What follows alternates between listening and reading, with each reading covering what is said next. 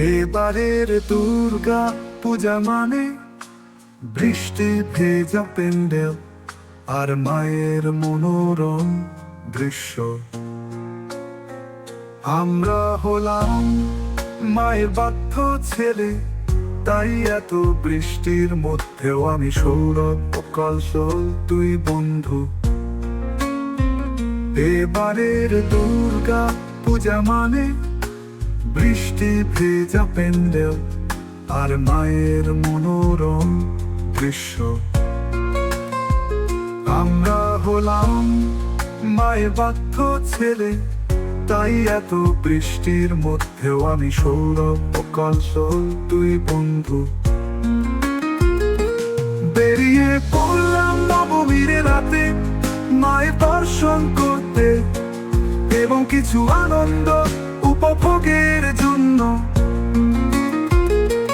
বেরিয়ে পড়লাম নবমীর রাতে মায়ের দর্শন করতে এবং কিছু আনন্দ উপভোগের জন্য।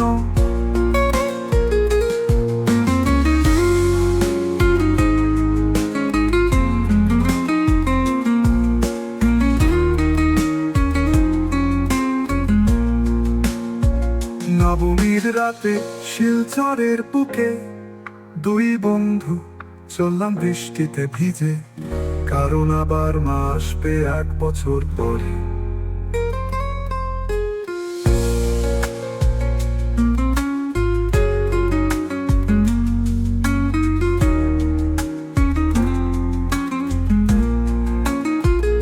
এবারের দুর্গা পূজা মানে বৃষ্টি ভেজা প্যান্ডেল আর মায়ের মনোরম দৃশ্য।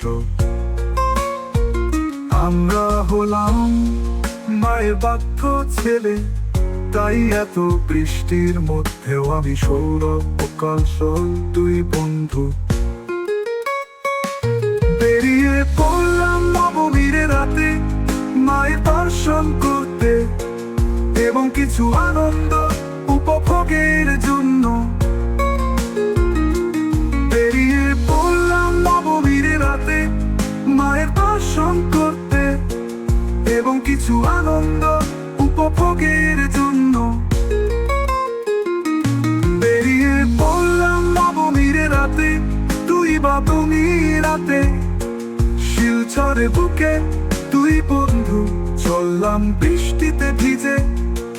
বেরিয়ে পড়লাম নবমীর রাতে তুই বা তুমি রাতে শিলচরে বুকে দুই বন্ধু চললাম বৃষ্টিতে ভিজে, কারণ আবার মা আসবে 1 বছর পরে।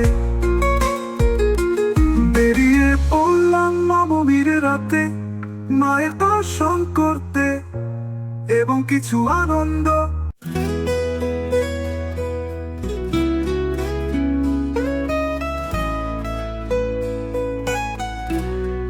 এবারে দুর্গা পূজা মানে বৃষ্টি ভেজা প্যান্ডেল আর মায়ের মনোরম দৃশ্য।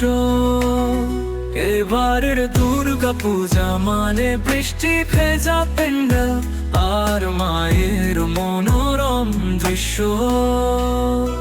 আমরা হলাম মায়ের বাধ্য ছেলে, তাই এত বৃষ্টির মধ্যেও আমি সৌরভ ও কৌশল দুই বন্ধু বেরিয়ে পড়লাম নবমীর রাতে মায়ের দর্শন করতে এবং কিছু আনন্দ উপভোগের জন্য।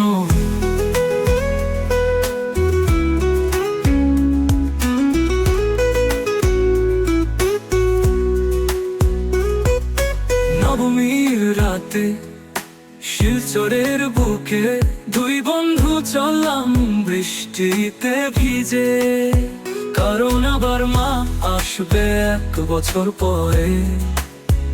এবারের দুর্গা পূজা মানে বৃষ্টি ভেজা প্যান্ডেল আর মায়ের মনোরম দৃশ্য। আমরা হলাম মায়ের বাধ্য ছেলে, তাই এত বৃষ্টির মধ্যেও আমি সৌরভ ও কৌশল দুই বন্ধু বেরিয়ে পড়লাম নবমীর রাতে মায়ের দর্শন করতে এবং কিছু আনন্দ উপভোগের জন্য।